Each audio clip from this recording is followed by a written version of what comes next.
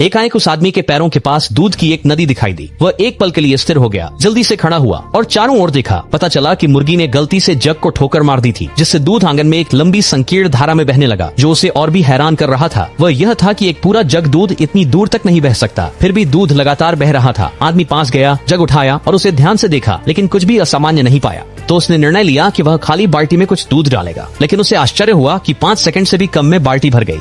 वह जग को घूरने लगा और दूध बिल्कुल भी कम नहीं हुआ था। उत्साहित होकर उसने सोचा, क्या यह जग खुद दूध उत्पन्न कर सकता है? इस सवाल के साथ उसने जग को एक और बड़े खाली बाल्टी की ओर रखा और सच में दूध ने उसे जल्दी से भर दिया। हालांकि जब उसने जग को पूरी तरह से उल्टा कर दिया तो अचानक अंदर का दूध गायब हो गया। आदमी ने अपने सिर पर हाथ मारा, यह संदेह करते हुए कि शायद वह जग को सही कोण पर नहीं पकड़ रहा था, इसलिए उसने इसे फिर से जांचने के लिए आधा जग भरा। यकीनन वह सही था। जग को 45 डिग्री के कोण पर झुकाने से दूध कभी खत्म नहीं होगा। आमदनी को सामान्य से दर्जनों गुना ज्यादा देखकर वह व्यक्ति बच्चे की तरह खुश हुआ। उसने दूध के जग के साथ व्यापार के मौके को सफलतापूर्वक पकड़ लिया। एक साधारण दूध कर्मी से शहर का सबसे प्रसिद्ध दूध व्यापारी बन गया। हालांकि उसकी अचानक हुई संपत्ति ने कुछ चोरों का ध्यान खींच लिया। एक तूफानी रात 2 चोर उसकी विला में घुस आए और खजाने के बर्तन को चुरा लिया, लेकिन शोर से तुरंत सुरक्षा गार्ड सतर्क हो गया और जैसे ही चोर भागे वह व्यक्ति फिसल गया और गलती से खजाना नदी में फेंक दिया। 2 हफ्ते बाद एक वृद्ध महिला ने नदी के नीचे से बर्तन को बाहर निकाला। शुरू में उसे बर्तन में कोई अजीब बात नजर नहीं आई, जब तक उसने उसमें कुछ सूखा खाना नहीं रखा। और उसकी हैरानी की बात यह थी कि खाना